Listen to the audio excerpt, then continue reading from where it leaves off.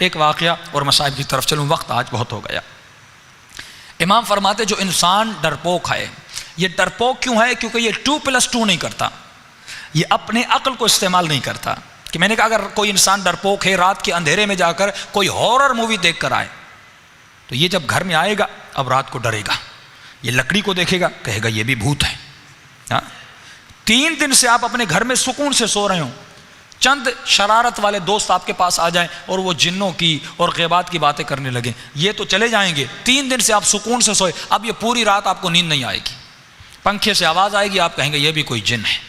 باہر سے آواز آئے گی، آپ کہیں گے یہ بھی کوئی بہت ہے۔ یعنی انہوں نے آپ کے قوہ وہم کو کیا کیا؟ ایکٹیو کر دیا۔ مولا فرماتے ہیں مجھے تعجب ہے اس انسان پر جو مردے سے ڈرتا ہے۔ اسی باپ کے ساتھ 60 سال رہا، اس کے کمرے میں نہیں جاتا، بابا کی روح آ جائے گی، والدہ کی روح آ جائے گی، دادا کی روح آ جائے گی۔ قبرستان سے ڈرتا ہے۔ مولا فرماتے جو مردہ غسل دیا، کفن دیا، اپنے ہاتھوں سے جا کر دفن کیا، اگر اس میں اٹھنے کی طاقت ہوتی وہ پہلے خود کو بچاتا پھر تمہیں ڈراتا۔ جو بیچارہ مٹی میں مل گیا وہ تمہیں کیا ڈرائے گا؟ لیکن یہی انسان مردوں سے ڈرتا ہے۔ فرمایا اس نے کیلکولیشن نہیں کی کہ مردہ بول نہیں سکتا، مردہ اٹھ نہیں سکتا، یہ مجھے نقصان کیسے دے گا۔ حیدرآباد میں لمس میرے خیال میں ایک یونیورسٹی وہاں پر ہے، بہرحال وہاں پہ 80s میں یہ واقعہ اخبار میں بھی چھپا تھا کہ کچھ نوجوان، اسی ڈر کی بیماری سے ایک نوجوان اپنا قاتل بن گیا، مر گیا۔ بعض لوگ ڈر کی وجہ سے مر بھی جاتے ہیں، اپنے قاتل بن جاتے ہیں۔ کہا کہ نوجوانوں نے آپس میں شرط رکھی کہ کون ہے جو اس مردے خانے میں جائے اور رات کے اندھیرے میں مردوں کے منہ میں ایک ایک لڈو ڈال کے آئے، اور ہر لڈو پہ اس کو 500 روپے ملیں گے۔ اب یہ ڈرپوک بھی تھا، اس کے اندر پیسوں کی لالچ بھی تھی، ڈر بھی ہے، لالچ مال بھی ہے۔ اس نے کہا میں جاؤں گا۔ اب یہی بیچارے اسٹوڈنٹ ڈاکٹرز جو پریکٹس کرتے ہیں، صبح کو انہیں مردوں کو کاٹتے ہیں، چیرتے ہیں، پھاڑتے ہیں، ڈرتے نہیں۔ یہی مردہ جسے تو کاٹ رہا یہ تمہیں کچھ نہیں کہہ رہا، لیکن رات کو یہی انسان ڈرتا ہے اندر جانے سے، کیونکہ قوہ وہم اس کا ایکٹیو ہو گیا، اس کے اوپر عقل غالب نہیں ہے۔ اب یہ بیچارہ اندر تو چلا گیا، انہوں نے آپس میں ایک پلان کیا کہ بھائی اب اس کو ڈرانا بھی ہے، 500 روپے تو ان کو دینے نہیں تھے، کا ڈرانا بھی ہے۔ کہ کیسے؟ ان میں سے ایک اور اسٹوڈنٹ گیا جو اس سے بھی زیادہ بہادر تھا، اس نے جا کر مردوں کے بیچ میں سو گیا۔ اب یہ بیچارہ کہتے لڈو ڈالتا گیا۔ اب ظاہر جب مردوں کے منہ میں ڈالا، مردوں کو کیا پتا لڈو کیا ہے، لڈو کا ذائقہ کیا ہے، لیکن ایک مرتبہ جب اس نے اس زندہ اسٹوڈنٹ کے منہ میں لڈو ڈالا، آگے بڑھا، اس نے کہا ایک اور لڈو دو۔ اب جیسے اس بیچارے نے سنا، فرمایا اس کو وہیں اٹیک آ گیا اور وہیں پہ مر گیا۔ یعنی اس کا ڈر اس کا کیا بنا؟ قاتل بن گیا۔ ڈر آپ کا قاتل بن سکتا ہے۔ خواتین، ایک مولانا انگلینڈ میں تھے، وہ مہینے میں 10,000 پاؤنڈ کماتے تھے تعویذوں کے بزنس سے۔ اب مولانا آپ ایسا کتنا کما لیتے ہو؟ ہم نے مجلسوں سے کمائے ہیں، بچوں کو پڑھانے سے کمائے 10,000 پاؤنڈ کا۔ مولانا کوئی مشکل کام نہیں، میں خواتین کو ڈرا کے کما لیتا ہوں۔ یہ ڈر اتنا ہے کہ بابا بنگالی پتہ نہیں کیا کیا، یہ کیوں بزنس کر رہے ہیں؟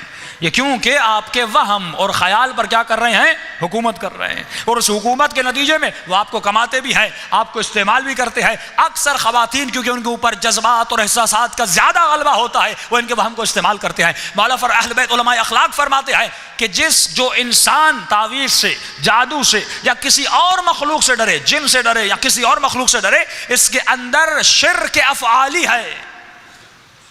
اس نے ڈر کا مالک کسی اور کو سمجھا، خدا کو نہیں سمجھا، یہ مشرک ہے، مشرک ہے۔ ڈیٹیل میں جائیں تو یہ مشرک ہے۔ اگر ڈرنا ہے تو پروردگار عالم سے، اور مقام افسوس ہے کہ آج کا انسان چپکلی سے ڈرے، آج کا انسان چوہے سے ڈرے، آج کی خواتین کاکروچ سے ڈرے، لیکن مولا فرماتی خدا سے نہیں ڈرتا۔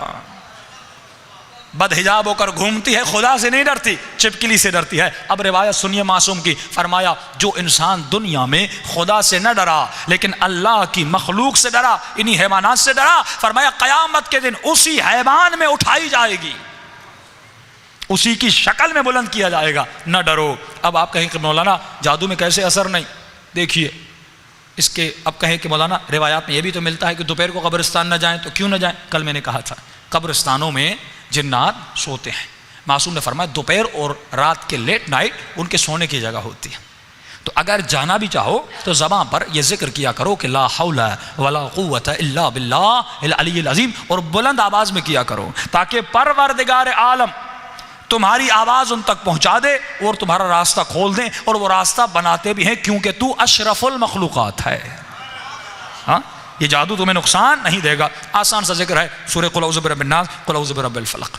اپنے بچوں کے بازوؤں پہ ہمیشہ باندھ دیا کریں، نہ ان کو نظر لگے گی، نہ ان کے اوپر کوئی اثر ہوگا، نہ ان کے اوپر کوئی نقصان ان بچوں کو نہیں ہوگا، ہمیشہ آپ کے بچے بہادر رہیں گے۔ فرمایا گھر سے نکلو 6 طرف اپنی قل هو اللہ پڑھ دو، 1 مرتبہ آیت الکرسی پڑھ دو، دنیا کی کوئی طاقت تمہیں نقصان نہیں دے سکتی اگر خدا نہ چاہے، اگر پروردگار نہ چاہے۔ جادو کی مثال کے قبلہ جادو موسم فرماتا ہے جادو ڈراتا ہے، نقصان نہیں دیتا۔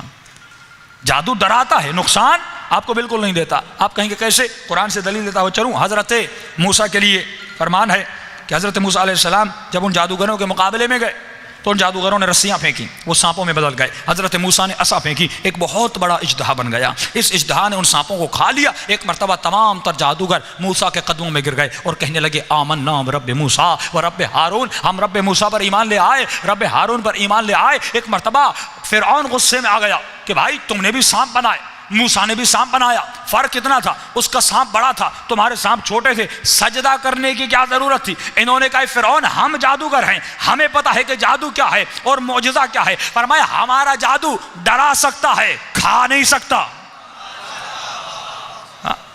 موسیٰ کے معجزے نے کھا لیا، یہ معجزہ، یہ جادو نہیں ہے۔ تو آپ کو صرف ڈرا سکتے ہیں آپ کے وہم کو استعمال کر کے۔ بہت سارے اس کے پریکٹیکل واقعات ہیں کہ دبئی میں ایک بہت بڑا انڈیا کا عامل آیا، اس نے کہا آپ جس بھی شخص کا تصور کریں میں آپ کو بتاؤں گا وہ کہاں ہے۔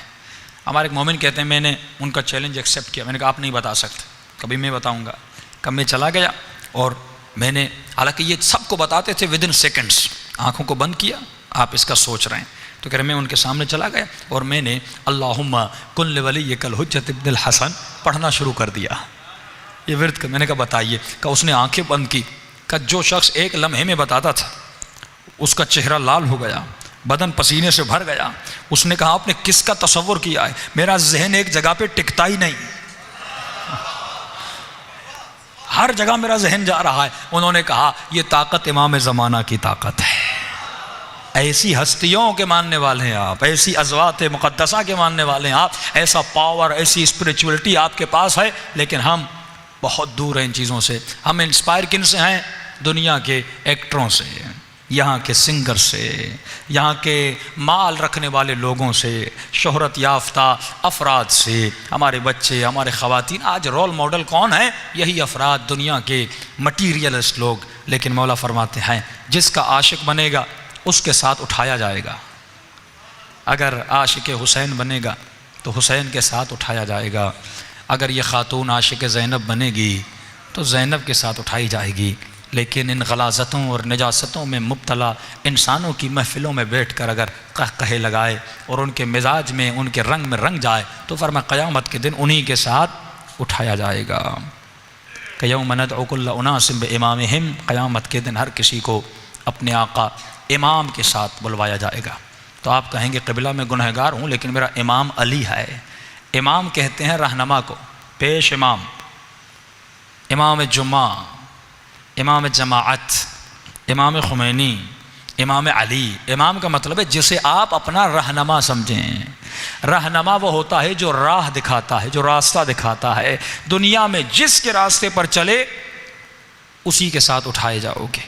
تو زندگی کا لمحہ لمحہ لائف اسٹائل، کردار علی کے قدم بقدم ہونا چاہیے کہ سلمان نے کہا جہاں جہاں علی کے قدم وہاں وہاں سلمان کا سر ہے۔